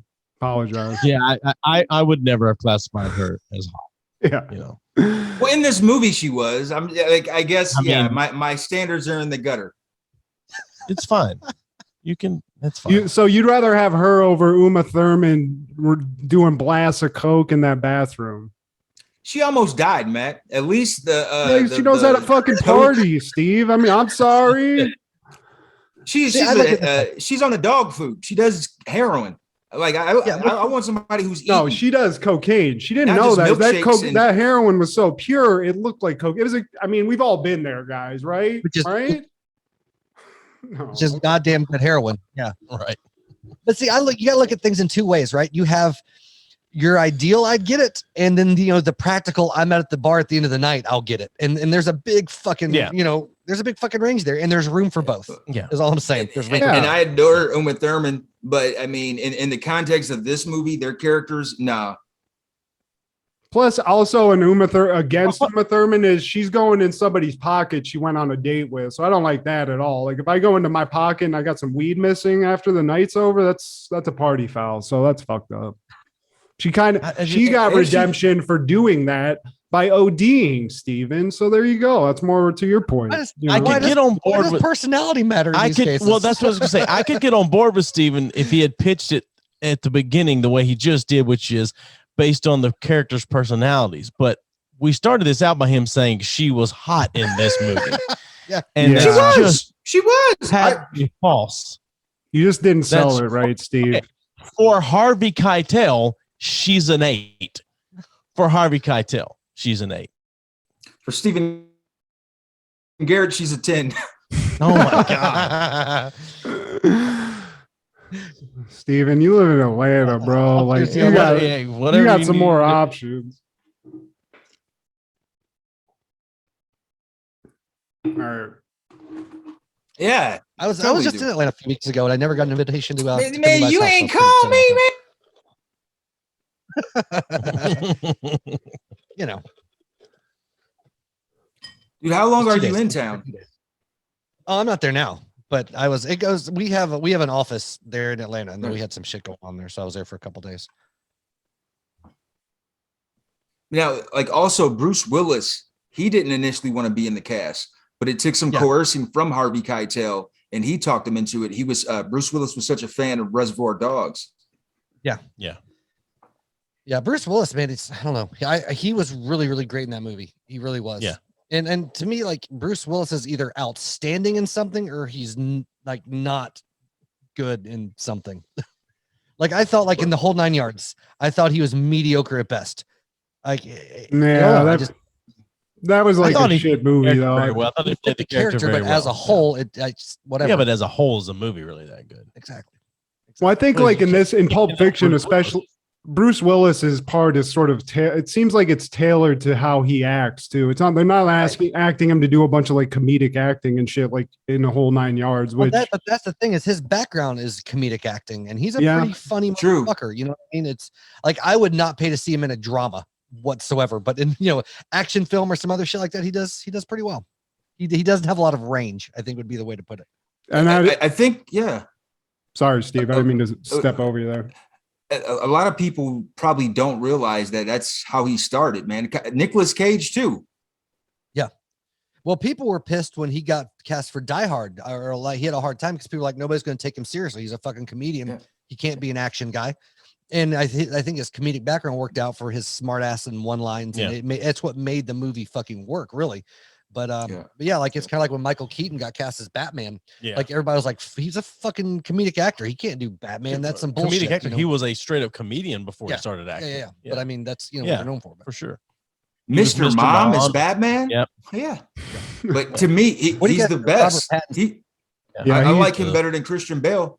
Well, they're bringing him back. He's so good. They were like, we got to fix all this shit we fucked up. So get Michael Keaton back.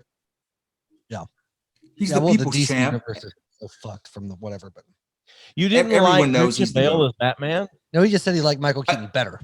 I like Christian Bale as Batman, but Michael Keaton to me is the GOAT. And I know Steven doesn't like that term, but it's just so infectious. GOAT. Yep. Okay. It's not that I don't like the term GOAT. I don't like acronyms like GOAT. I'd rather just say, he was the greatest. Just leave it there. Like, Well, but there's all right. So there's two different GOATs. And I had this conversation recently. There's GOAT, GOAT, greatest of all time, and GOTE, greatest of this era. Where do you throw Michael Keaton? Oh, he's the greatest of all time. And I even like Adam West, but still, that's a different kind of. It is completely different. Sure. I appreciate them all, but I like the Michael Nicholson? Keaton. Yeah. Did you also consider Jack Nicholson the greatest Joker? He's my favorite because he was the gangster one. That's a tough one. That's very tough though, because I do like Heath Ledger's Joker a lot, but I feel like Jack Nicholson, I got to put him above Heath Ledger. He's just more entertaining. So. Plus, he had a Prince soundtrack to go with what he did. For sure, more entertaining for sure. I like the deranged Joker much better. Jared Leto was the best. Oh God. Oh yeah. I can't even say with a straight face.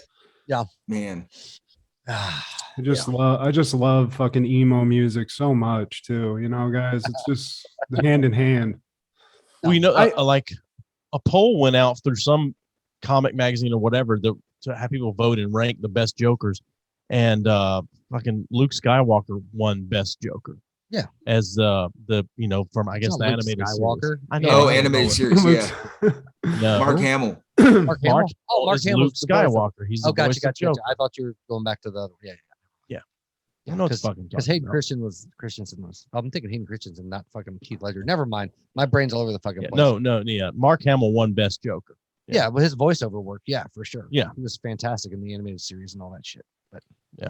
So who was the I top person for Mark live Hamill. action? Oh, sorry. For live action, the top Joker? Yeah, like underneath Hamill. I think that It's probably Heath. I was gonna say, dude, if it's a Heath modern Ledger. poll, probably. I think it was Heath Ledger. I don't remember. I just remember I was kind of caught off guard by Mark Hamill because I never got into the animated stuff. that's the only No. really good shit DC has ever consistently done.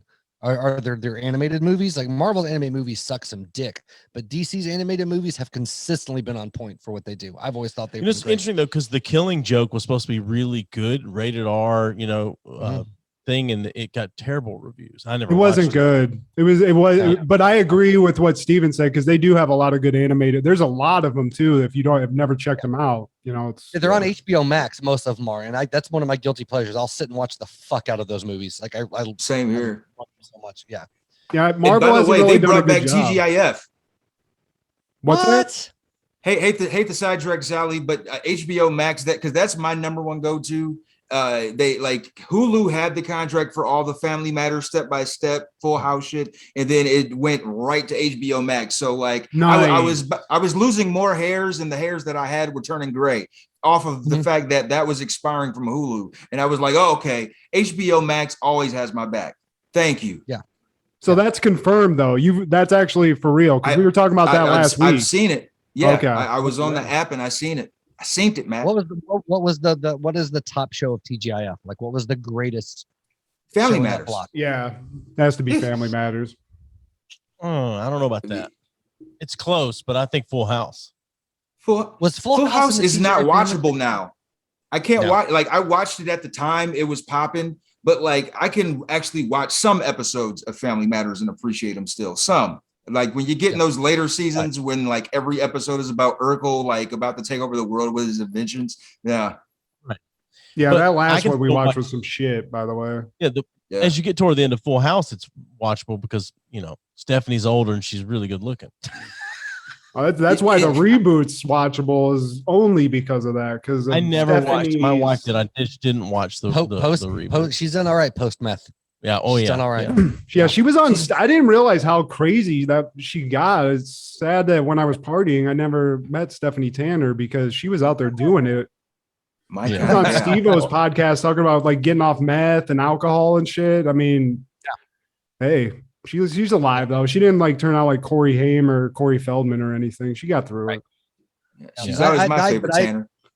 Yeah, but I agree with Steven though that I think Family Matters was the best one. And for me too, I always pictured in my brain that it was like his actual life was like after Die Hard, like that was what he did after that, and that was the relation in my head. And I thought that was fucking great. Like I just figured like that fucked him up so much. He ended up just being a beat cop, moving somewhere in the suburbs, and that's what he did after all that shit. That was in my brain. I thought it was fantastic. And I mean, I they feel really like could he have was a tied that cop. together if they had Bruce Willis on as a cameo on an episode. What'd you say? Yeah, that's a missed opportunity right there. They definitely should have done that. Like, wasn't he a cop in something else too? Probably. Outside I think of- he's played a cop in several things. Yeah. Now, in 1995, on October 14th, Mad TV debuts on Fox, and it was supposed to be the Mad competition TV. for Saturday Night Live. In Living Color was the far superior fucking Yes. competition. Mad TV was fucking meh. Mad TV was good, but no contest to Saturday Night Live. Yeah, they had a Who couple else? of hitters. Couple of recurring characters that people. I didn't like some of them, like Miss Swan and shit like that, and that little toddler guy when he would act like a kid. Stewie. Yeah, those are the ones. I mean, they were kind of funny, but you're right. In Living Color was just nailing it. This was. Were there any like big names that came out of Mad TV? Like I don't, and I'm asking because I don't fucking remember. It depends on what you consider big, but Bobby Lee is still pretty popular. Yeah. Will by big, Sass. I Bobby mean- And what's the guy that does all the impressions? Will Sass. Oh no. Frank Caliendo. Will Sasso. I don't think about Will Sasso. Frank Caliendo. Frank Caliendo. Ari Spears, he had a little run. A little bit, Orlando Jones, he was in the first season. Okay. Yeah, And yeah. the guy who played Marvin in Pulp Fiction, he has a bigger name in voiceovers now. He's making a living off that. Yeah.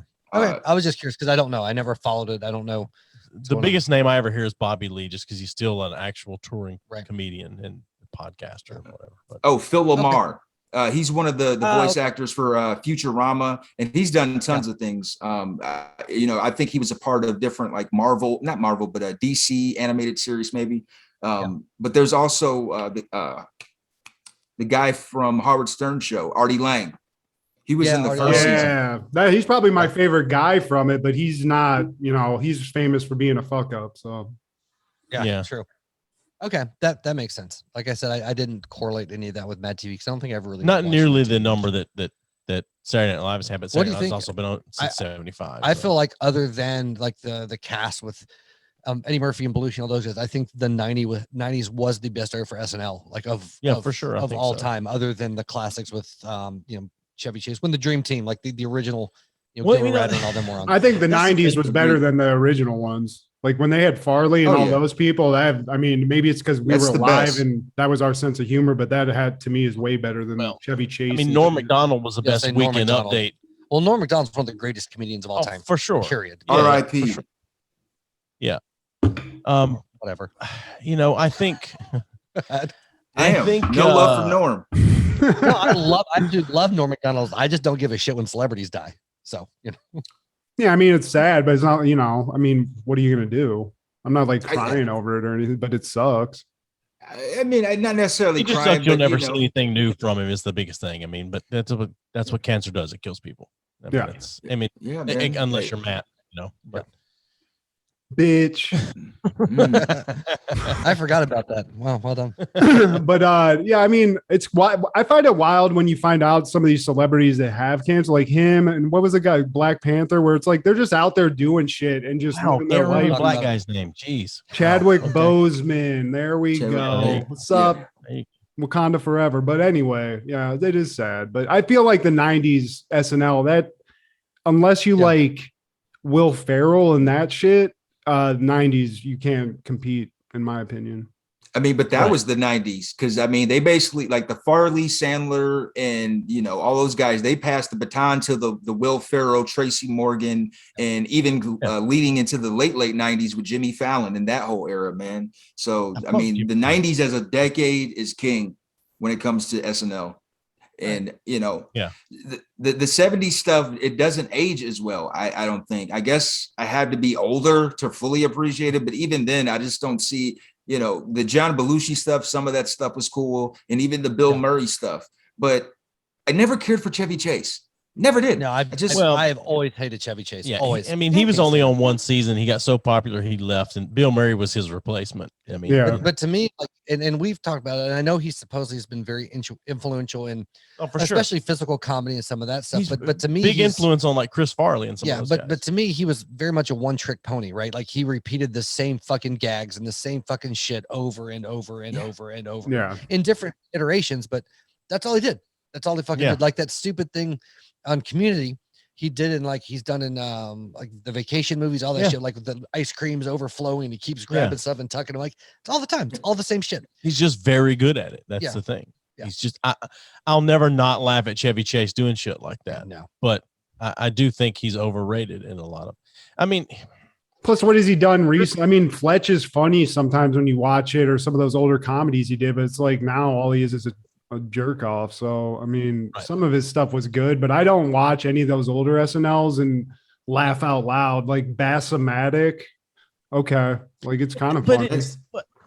Yeah, I mean, but that's I don't know. Like Bassomatic and some of that stuff that Dan Aykroyd did, I still think it holds up. It's you got to look at it from a different thing. That you can't compare it to stuff in modern day. You got to look at it differently. But I still think it holds. I mean, what was the character Dan Aykroyd did where he was pitching all the children's toys, and one of them was he had this. I think he had a very thick Chicago accent when he did it. It was one was like bag of glass. Bag of glass. Hell yeah. I mean, I don't know. I think that's way more funny, but also along the same vein as some of the shit that people are doing now. Like, I cannot get into that. I think you should leave TV show. There's a couple of sketches on there that are very funny. With Tim I Robinson? should leave is so brilliant. It's so I can't get into it. I just can't. Yeah. Yeah. But yeah, man, in that following year, or actually in 1997, on October 14th, Green Day releases the album Nimrod. It's 18 tracks, 49 minutes, 9 seconds. The singles are Hitchin' a Ride, Good Riddance, Redundant, and Nice Guys Finish Last. When you run out of gas, don't try. I don't know the rest. Yeah. I still don't think it's as good an album as Dookie. What? It's a good album. I don't think it's a good album as Dookie. Insomniac was a better overall record too, but probably. But it's I think it's great. Like I everything that they've done since American Idiot, I could fucking shit on. I don't give a fuck. Right. And they're still like they're a great band, but like their stuff from Nimrod back, even from what was the album called with Warning on it? I can't remember the fucking name of the record. Was the album named Warning? I don't remember. I don't know. But anyway, when they went, with Warning and fuck, I can't remember I think it was called Warning. Yeah, but anyway, because that album almost broke the fucking band up because like they tried that it was more acoustic based and a little more like folk punky. But I loved the record, but yeah, everything past that, like I love some Green Day, unashamedly. I love Green Day too, and I agree with what you're saying. Like everything since American Idiot, and American Idiot was a brilliant fucking album. Yeah, it was. Fucking It's brilliant. annoying as shit, but it's a great album. But I still don't think they've ever topped Dookie. I just don't think. I think I would disagree. I think that's like saying Weezer's never topped the Blue album, and they absolutely have. Yeah, but I agree with that. They have topped the Blue album, but it's not the same because they've not hit you with. I've never had the same reaction to anything as that I had with the with Dookie. That's why I say that. That's it. Yeah. I think Dookie was one of those 90s albums that had crossover appeal to like for cats like black people who just listen to hip hop and R&B. Like there would be a track that would resonate with you from Green Day from that album. Because like when I was a kid, like before I started listening to rock and roll, i.e. moved to the suburbs, like all I listened to was rap and R&B. But I do remember seeing those videos on MTV from Dookie, man. Do you have the time to listen? Yeah, man. But weirdly enough, in my opinion, it always has been like punk rock and hip hop rap are so intertwined and so related. A lot of people don't even realize how much they tie in together. Yeah. From attitude and the perspective they come from. Yep. I mean, it's a very interesting tie-in to me. But anyway, that's a whole different fucking conversation. But sure. Now, any callbacks, honorable mentions, takeaways? Joey, Steven, Matthew? Well, I'll just go first and just say thanks to Joey and Steven for being on the show, guys. We definitely appreciate it. Love having you guys on the show. Love being on your show. Thanks for coming on and doing this with us because this is an experiment. I was worried about having somebody do what we usually do and just like talk about these episodes, but you guys did great. Thanks, man. Thanks. I appreciate that. I was just hoping we didn't steamroll too much because we have a tendency to tangent like son of a bitches. Right. Well, I mean, I've been texting Steve like, God damn, these fucking guys are fucking taking up all this. Joey will take over an interview like nobody's business. You know what? I consciously made an effort not to do that. Until we went to football. God damn it. No, I didn't take over. You went. I just went lockstep with Steve. Jesus. I hate him so fucking much. I'm quitting our podcast after the night. Yeah. No, but like I had a great time. I did This too. has been fun. I felt kind of assholey. I didn't watch The Married with Children. It's just nice to know that I don't have to edit video and you don't have to edit audio when this is over with, isn't it? But no, we genuinely enjoy talking to you guys. Yeah, for sure. I appreciate, even though that Joey got to talk about the things from the 90s that influenced him or stuck out, and I didn't get to answer that. You guys just moved the fuck on, so that's okay. It's because you didn't prepare like I did. No, I did prepare. When I was on my phone, I was Googling to make sure the thing I had was in the 90s and not later. So fuck you guys. It's fine. Damn. Yes, fuck us indeed. Yeah. But the show's not over with. Because I do want to know what your take is on the 90s. Like what created the 90s or what stands out? Memories, any kind of moments or people? Honestly, for me, again, growing up heavily Christian background. Yep. Weezer Blue Album was one of the first non-Christian records I ever heard, and it blew me the fuck away. And so like that intro was my intro into quote unquote secular, Yeah. like real music. And so like Weezer, because of that, has a full place in my heart. I don't care what the fuck they put out or how good or shit anybody thinks it is. Like that to my core changed the direction that I was going. Like, so that the fucking UFC, the old school fucking Hoist Gracie, people beating the fuck out of each other, UFC, like that stood out for me 100%. And then I'm gonna, as sad as I hate to agree with you, like the Jim Carrey thing too, was all those things were perspective changing. But like I got super into third wave ska and pop punk. So like Green Day, like all of the fucking Goldfinger and Mustard Plug, Less Than Jake, like all those guys. Like I got so into that scene, and musically, those really kind of defined that era for me. Well, music is what brought us together. I mean, we played in a that we both knew someone, and we wanted to put a band together, and that's how we met. Yeah. We met for me, it was entirely a punk band together. Not as much music or movies for me. It was all the 90s was music for me. Not music. Almost every defining point in my life, then I can put a soundtrack to it. So that was more than TV, more than movies, more than anything else was music. Well, for you, it was Weezer, but for me, it was MXPX. And MXPX, right?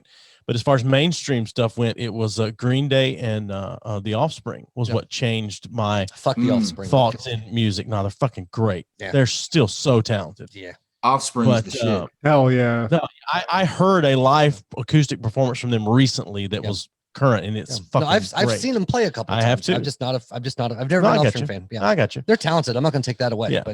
But after the kids had it not been for music, we would have never met. Yeah. So that's me. That defines the entirety of it, because that was my first foray outside of the transition into realizing that there's a whole fucking world of amazing art outside of, fucking jars of clay. Jars of fucking clay, dude. You're welcome, man. Oh my God. I knew a kid that could only listen to that shit, and he would try to pump that while we were listening to like Green Day and all that other shit. I haven't heard that name in so long. Remember Third Day, Audio Adrenaline, DC Talk? DC Talk. We've talked about them though. We remember them. Hey guys, you want to listen to some Christian rap? They were one of my first. The other night I met a girl. She looked at me so nice. Yeah. Anyway, asked for the digits, and she didn't think twice. Oh my God. He said, "I took her to the garden where I guess they grow the olives." That's what he said. Yeah. Anyway, that's the widest way to say Olive Garden in rap. Yeah. I mean, any DC Talk lyric is going to be the widest thing ever. But in 94, Exit to Eden aired the same day Pulp Fiction did, and the only thing that stands out was Rosie O'Donnell wearing lingerie, and that should never be a thing. They tried to make her hot. She was never hot. That's some finger blasting on a platter right there. Oh man, she wears hot dogs. Oh God, Steve. She wears underwear with dick holes in them. Yeah. Oh my God. Look at that big face. What were they thinking? Who was the other person in this movie, Steve? Was it Dan Aykroyd? There was another. Dan Aykroyd was in this. Oh God. Who thought of that? I was gonna jerk off tonight. I am right now. Yeah, I was gonna say, I think Steven's already fucking pulling on his pud a little bit. Fuck you, Janine Garofalo was fucking hot. Yeah, there was a movie where she had phone sex in it. And I don't remember what it was called, but I busted to Janine Garofalo. Well, I mean, look, when in the 90s when we were teenagers, you'd bust it to anything. I used to watch Loveline just to hear teenagers ask about sex to jerk off. I mean, it's insane. You have to wade through like 30 minutes of like, hey, Dr. Drew, my dick's leaking. So what's going on there? You're like, please just say something about fucking, please. We had something like Loveline in Toledo, and I did the exact same thing. It's embarrassing. You can't look at Adam Carolla without getting a fucking boner. The best part of Loveline was a guy calling in saying he wanted his girlfriend to do anal, and she didn't want to. And Adam Carolla says, "I tell you what, shit into a mason jar and put it in the microwave for 30 seconds, and then tape a bagel to it, and fuck that." Oh my! Wow. Words of wisdom. Done and done. Right. Oh, back in my day, we needed Sears catalog and our imagination. Bah. Hell yeah. Fuck yeah, Lingerie JC section. Well, you guys catalog. are like our same age. Did you guys have the same shared experience of having like porno mags hidden in some like forest area near where you lived with all the kids? Dude, talk woods about porn. Woods porn. Woods all the porn, time. man. For And you sure. wouldn't even know where it came from. You'd be walking Yeah, through didn't like, matter. the bush and shit. Be like, oh, But- fuck yeah. But you didn't take it with you to You have always- it home. you You always put it left back. it there. Yeah. That's a library of fucking smut that all the teenage. That's weird though. It's like a glitch in the matrix that every town had a porno woods area that, Yeah, for sure. you know. Yeah. hey. And every one was probably like, if I had to, hypothesis, it was all the same one. Probably. Like I like to think of the same like bush that I saw laying in the woods was the same bush you saw laying in the woods. If I remember correctly, it fuck was the that one that bush. we had was a penthouse and it was muddied up quite a bit. And there was just like a dick busting on some chick. So that's, it's, Oh no, Yeah. I didn't find whole magazines. I found pictures that had been like Yeah. cut out or torn out. But I like to think that at some point in the ethos, all of us have fucking ejaculated at the same time in unison to the same to photo. the same photo. Oh, yeah. I'm sure. at the exact same time. It was Yeah. like a, That's eventually why 9/11 happened. that's the singular, they talk about the singularity or whatever. It's like that moment in time. That's what happened when all of us 90s kids busted in a forest someplace to that same club or like Perfect 10 magazine. With Oh, our yeah. powers Butterfly- combined. There was Yeah, butterfly right? effect because of that. The Taliban happened, and then That's it directly probably, took down the Twin Towers. dude. I used to mental image Lowrider magazine. Go in the gas station, look at Lowrider Oh magazine. yeah, when they had that mental little image, hidden dude. panel shit where you had to be Oh, like, hell yeah. oh titty, Oh yeah. titty. This is wrapped in plastic and you just barely seeing it. Oh yeah. It was great. Oh yeah, you straddle that Camaro, bitch. Now where Oh, yeah. where can they where can they That's catch when you I knew guys? that's when I knew They're I was trying- super they're attracted to trying- black trying to girls. I know they are. Let the people know where they can catch you guys. B3Fpodcast.com has got everything. It's got about links to us. everything but Twitch. Links to everything but Twitch. I need to up our game, but it's got our contact. You can listen to episodes there. You can link to watch YouTube, videos but there. we're on Spotify, Apple Music, fucking like all the. Patreon, man. Go. Oh yeah, we have a Patreon. We now. do an after show about anywhere from 10 to 30 minutes of us just shooting the shit about Only the available. episode and whatever. It's only on. We do a video version and an audio version. It's only on Patreon. Yep. So we have that, Oh, yeah. and then main thing is our website. We've got actually a Do we few random shirts. We're gonna be Got some shirts we can getting some new shit. you can order from going us. out. So. And if you guys want a shirt, let us know, man. We'll hook you guys up. Yep. No So, doubt, no doubt. Regardless of that, but yeah, just b3fpodcast.com. We got a bunch of shit there. You can actually we have a section called Tell Us What You Really Think, which is a completely anonymous way Oh you yeah. get to for review us sure. individually and the show. And people are like, you guys are assholes. There's no way it's anonymous, but No, it it's is. completely We don't anonymous. capture IPs, we don't capture names, so you can say whatever Yeah. for fucked up sure. shit. And you get to, like I said, you can rate me individually. You get can to rate give us Joey. a star rating and actually type something in about us. Yeah. Yeah. So we're Nice. all about it. Yeah, and we read it on the show if it's fucking terrible enough. So Yeah. And that's All what we're right, really hoping. guys. Like, people really give shit on us. yeah. But anyway, b3fpodcast.com. That's got all of our stuff. And I So- would be remiss if I didn't say that there are some starving kids out there in Africa. fuck them and listen to us. That's the point. But yeah, so legitimately though, I mean, we really appreciate you guys having us on. Yeah, for sure. And we loved having you on. Yeah. We'll have to do a repeat episode at some For point. sure. No Fuck doubt, yeah. Yeah, man. you guys will be in the vote for a Yes. guest of the year when we do our We do an award award- show we do an at award the show end of every the year. year. Yeah. So Despite only having 9 views, we appreciate that. Yeah. It's about not the about the quality. views. It's No, you have- it's about the interaction. you have more audio listens than you do video views. Well, that's refreshing. Yeah.